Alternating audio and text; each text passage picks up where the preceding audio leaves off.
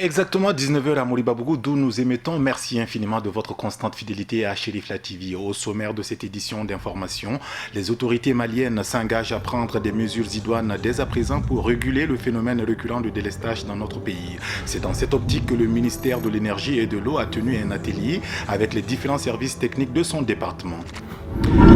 Bamako sera dès le vendredi prochain au cœur de l'actualité africaine et de la francophonie avec la tenue du 27e sommet Afrique-France. La mairie de la commune 1 du district, en collaboration avec une ONG, s'active pour des activités d'assainissement citoyenne. Un téléthon appelé Kanjo pour mobiliser des fonds en faveur des aigles du Mali qui entameront bientôt des compétitions continentales, en l'occurrence la 31e édition de la CAN. Le président de la République s'est impliqué en offrant 100 millions de francs CFA aux joueurs nationaux.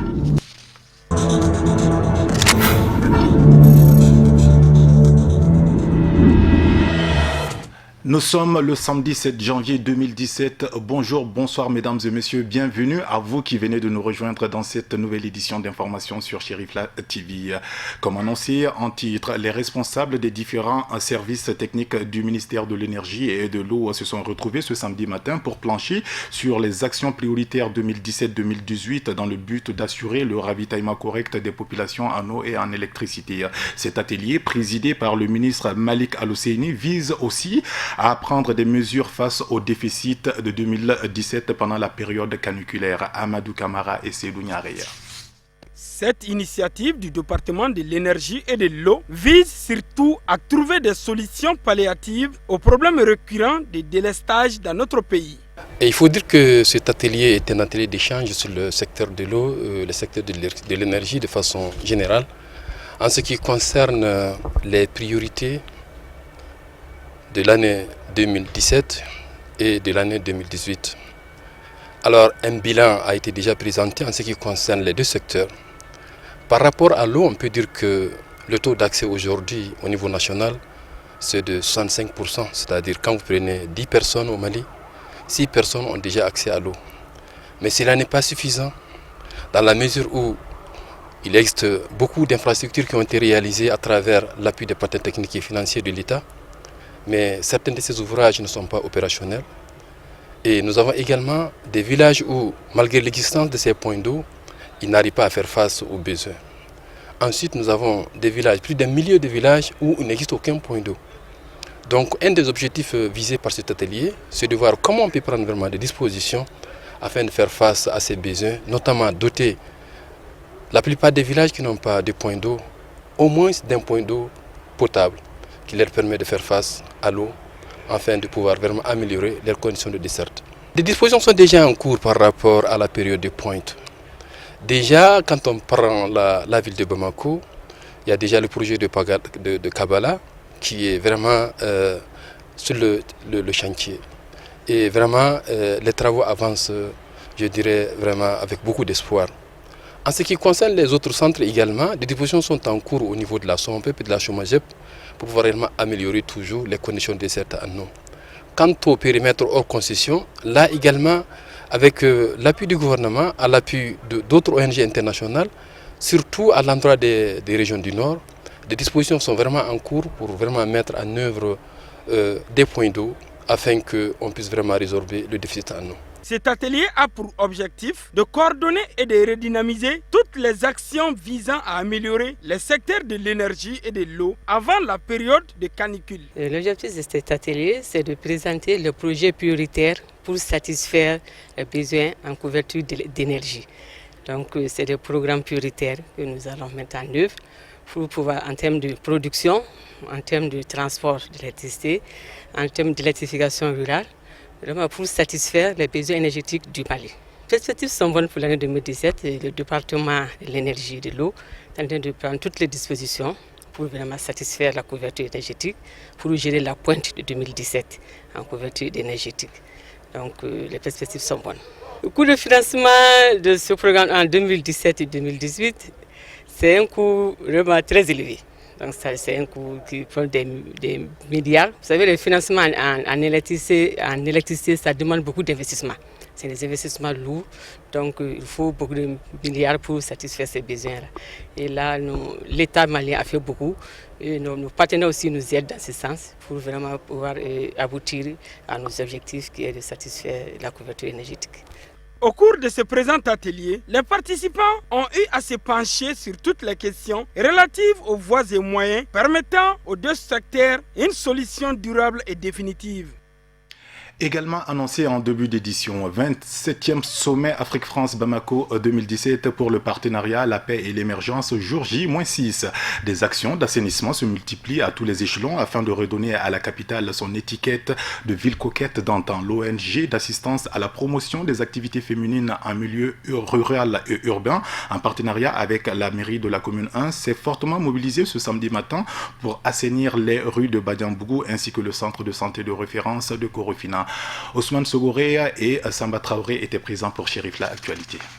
Notre pays abritera le sommet Afrique-France les 13 et 14 janvier 2017. Et la bonne réussite de ce sommet passe par l'assainissement de la ville de Bamako devant accueillir les hautes personnalités. Consciente de cela, l'ONG d'assistance à la promotion des activités féminines a initié une série d'opérations d'assainissement dans la commune 1. Cette première phase a concerné le quartier de Badiambougou où les femmes sont sorties très tôt le matin pour nettoyer les rues et ramasser les ordures. C'est dans le cadre de la journée du sommet Afrique-France. Mon domaine d'intervention, c'est l'assainissement et la protection de l'environnement. C'est ainsi que la direction régionale de la promotion de la femme, de l'enfant et de la famille, à travers sa cellule de la commune 1, m'a désigné. On a commencé depuis à 6 h du matin. L'appel que je lance à tous les citoyens, c'est de changer notre comportement. Après avoir acheminé les ordures, la délégation a rejoint les blocs du centre de santé de référence de Korofina pour la deuxième phase de l'opération. Tous se réjouissent, médecins et élus locaux, de la réussite de cette opération. Je tiens à remercier sincèrement la mairie pour ce tapis et surtout à dire à M. le maire, M. Keita, de notre soutien indéfectible, puisqu'il a placé son mandat sous les signes de l'assainissement.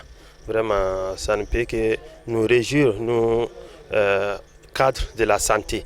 Qui dit assainissement dit la santé.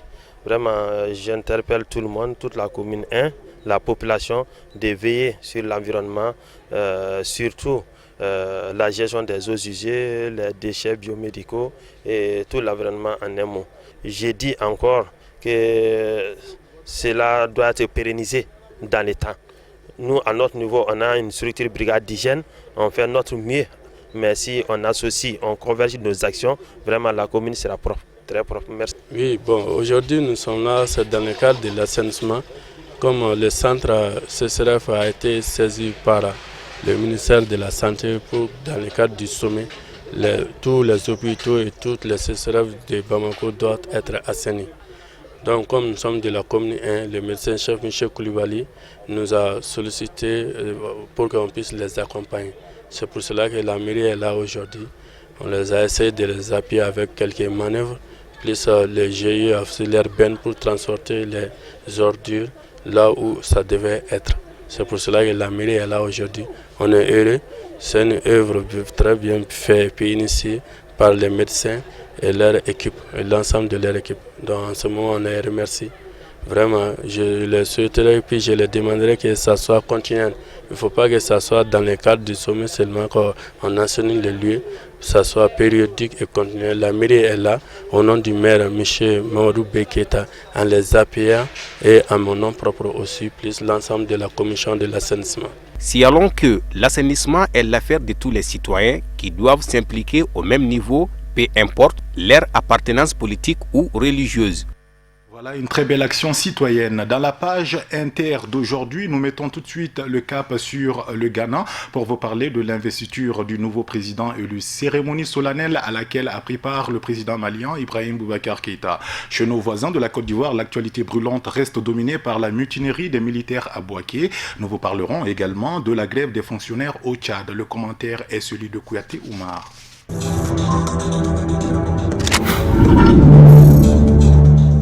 En Côte d'Ivoire, des soldats insurgés ont bloqué hier, vendredi 6 janvier, l'accès de 5 villes du pays, Daloa, Daokro, Korogo, Ogéné et Boaké par des tirs en l'air et le blocage de routes pour faire entendre leurs revendications salariales et promotions. La contestation a aussi gagné Abidjan. Le ministre de la Défense, qui devrait se rendre à Boaké ce samedi matin, a annulé son voyage. Le président Alassane Ouattara doit diriger un conseil de ministres extraordinaire en fin d'après-midi pour tenter d'apaiser ce climat. Encore faut-il le dire, la semaine prochaine est en effet une semaine cruciale pour la Côte d'Ivoire, avec lundi la reconduction ou non à la présidence de l'Assemblée nationale de l'ex-chef rebelle et ex-premier ministre Guillaume Soro, la nomination de plus en plus proche d'un premier vice-président dans l'histoire de la Côte d'Ivoire et la probable constitution d'un nouveau gouvernement. Des militaires qui semblent aujourd'hui déterminés à obtenir gain de cause ne sont pas à leur première mutinerie.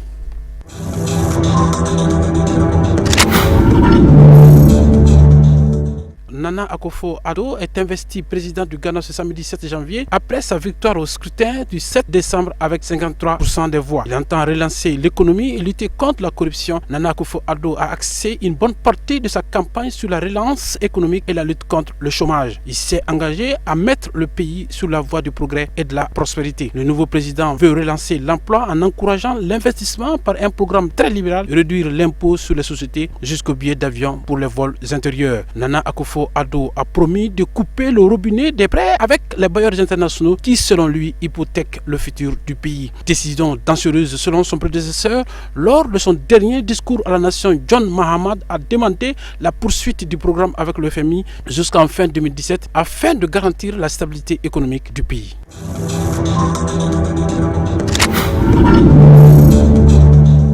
Confronté à une grève de fonctionnaires depuis environ 4 mois, le gouvernement tchadien a fait voter le 30 décembre une loi lui permettant de ne plus payer à partir de ce mois de janvier le salaire des grévistes qui protestent contre le retard dans le paiement de leur salaire, mais aussi contre la réduction de leurs indemnités. Le gouvernement avait également demandé aux enseignants de reprendre les cours cette semaine. Réponse du berger à la bergère, les syndicats suspendent le service minimum instauré à la mi-décembre. Au gouvernement qui adopte le langage de la fermeté, la plateforme revendicative syndicale n'entend pas céder. Ce sera la grève principal secteur concerné, la santé. Montana Dinaromtan, secrétaire général du syndicat national des travailleurs des affaires sociales et de la santé, dénonce l'intransigeance du gouvernement. Jean-Bernard Pandaré, porte-parole du MPS, le parti au pouvoir, explique de son côté: on ne peut pas laisser tout un pays être bloqué par sa mine fonctionnaire.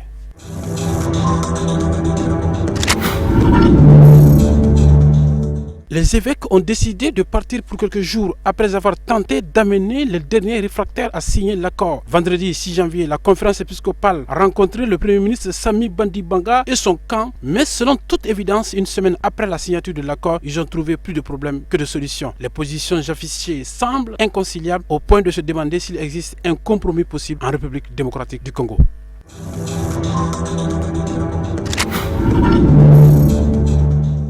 Et nous en arrivons à la page sport de cette édition d'information. Les équipes nationales maliennes dans différentes disciplines s'apprêtent à prendre part dans moins de 10 jours à plusieurs phases finales de compétition continentale.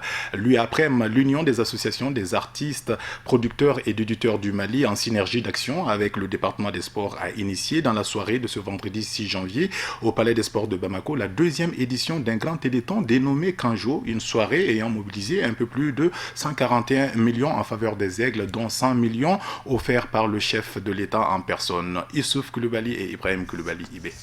141 375 000 francs CFA, dont 100 millions du président de la République, 2 bœufs, une chèvre, un sac de maïs et un mouton sont les dons mobilisés par les Maliens lors de la deuxième édition du Kanjo. Outre la récolte des dons en faveur des aigles engagés sur plusieurs fronts sur le plan international, cette cérémonie organisée par l'Union des associations des artistes, de producteurs et éditeurs du Mali UAPREM en collaboration avec le département des sports est un facteur de rassemblement, de retrouvailles et de cohésion sociale entre les Maliens qui se retrouvent autour de l'essentiel, le Mali. L'impression, je vois, il y a une grande mouvance. Les impressions, c'est aussi, moi, je parle envers les footballeurs. Il faut qu'ils nous honorent cette fois-ci. On a besoin de l'honneur. On a beaucoup fait, ils ont beaucoup fait. Je les encourage vraiment, on reconnaît qu'ils ont beaucoup fait. Mais on veut vraiment un résultat. Un bon résultat surtout. On veut la coupe chez nous. Oui, c'est normal. Le sport, c'est la base, si vous voulez, la base de la santé. Et c'est devenu un métier. Donc si c'est un métier et que ça peut rehausser, c'est pas l'État. Nous, on vient soutenir les footballeurs, c'est des frères aussi, c'est normal. Une nuit téléthon, c'est normal, parce qu'en fait, quand les aigles vont partout, on doit les soutenir quand on est malien. Tout bon malien doit soutenir son équipe. C'est nos enfants, il faut les soutenir. Parce que quand il y a 16 équipes, parmi ces 16 équipes, il n'y a pas 16 équipes maliennes. Le Mali est seul parmi ces 16 équipes. Donc on doit supporter le Mali parmi ces équipes. Ils soutiendront jusqu'au bout. Et nous souhaitons qu'ils amènent la coupe. Pourquoi Téléthon seulement? C'est pour accompagner le ministère du Sport. Moi, je suis la première vice-présidente de UAPREM. Donc, c'est cette nuit-là, on veut que tous les Maliens et toutes les Maliennes se donnent la main. Donc, pour le départ des aigles au Gabon. Vraiment, je veux que tout le monde s'occupe de ça et puis tout le monde essaye de donner quelque chose à nos aigles. Donc, franchement, on a besoin de la coupe ici au Mali. Pour cette année 2017, les aigles, aiglons et aiglonnais seront dans quelques jours dans les différentes phases finales. À commencer par la Coupe d'Afrique des Nations Cannes Gabon 2017, la Coupe d'Afrique Junior Zambie 2017 et la Coupe d'Afrique Cadette Madagascar 2017. Ajoutez à tout cela les éliminatoires de la Coupe du Monde Russie 2018, des Jeux de la francophonie Côte d'Ivoire 2017 et enfin la phase finale de basketball senior dames Bamako 2017 et des juniors garçons de la même discipline qui se tiendra en Égypte. Pour sa 10e participation à une phase finale de la CAN, le gouvernement a octroyé une prime de qualification de 10 millions de francs CFA à chaque joueur. Pour rappel, le Mali évoluera dans le groupe D, basé à Port-Gentil, face aux pharaons d'Égypte, septuple champion d'Afrique, les Black Stars du Ghana, quadruple champion d'Afrique, et des crânes de Lukanda qui font leur retour après 36 ans d'absence. Les aigles affronteront les pharaons d'Égypte le 17 janvier 2017 à partir de 18h, temps universel. Voilà donc de quoi motiver les aigles pour nous ramener à la coupe, Inch'Allah. Sport, nous y restons. La phase finale de la CAN, justement, Gabon 2017, est dans moins de 10 jours à Libreville, la 31e édition à laquelle notre pays, le Mali, prendra part au grand bonheur de tous les férus du football malien. Cependant, l'UNASAM, l'Union nationale des supporters des aigles du Mali, déplore le manque de moyens pour effectuer le déplacement dans la capitale gabonaise afin de soutenir nos joueurs. Le premier vice-président de l'UNASAM menace donc d'observer une grève de la faim devant le département des sports syrienne fait d'ici le 9 janvier. Il nous donne plus de précisions au micro de notre reporter Issouf Koulibaly. Aujourd'hui, on a un cri de cœur à l'endroit du président Ibeka, un grand président.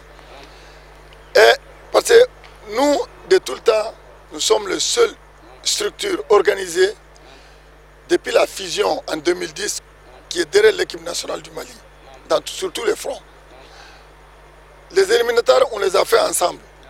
Mais comme il nous reste qu'une dizaine de jours avant le démarrage de la compétition, on n'a pas reçu de signal.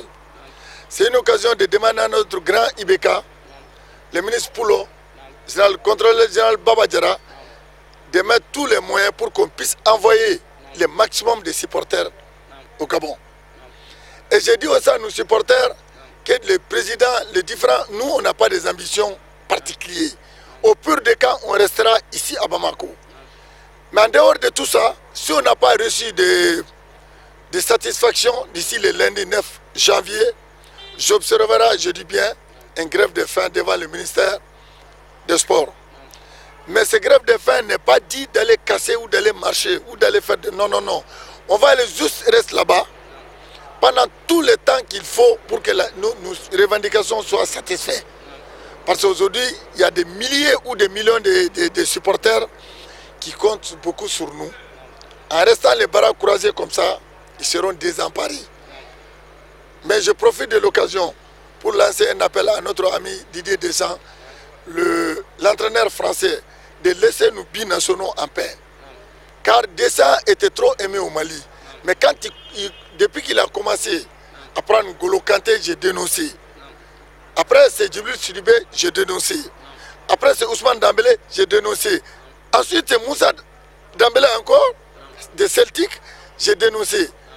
Et on voit maintenant Alassane Plea qui avait donné son accord, qui m'avait invité avec son papa, hésite aujourd'hui à rejoindre notre équipe nationale. Ça veut dire qu'il y a des pressions énormes sur eux. Mais j'ai demandé aussi à notre grand shérif, Madame Aïdara, Ousmane Madame, de prier de nous aider pour qu'on puisse trouver des solutions. Surtout les acteurs de football, il faut qu'ils se donnent la main. Car nous les supporters, nos exemples sur eux. S'ils ne s'attendent pas, on restera désemparés et perdus. Voilà donc un cri du cœur entendu sur nos antennes et faisons de telle sorte que M. Cheikhne Demba ne puisse pas observer sa grève de faim, Inch'Allah. Point final à cette édition d'information que nous vous remercions d'avoir suivi. Excellente suite de programmes sur Chérifla TV et merci de nous rester fidèles. À très bientôt et bon week-end.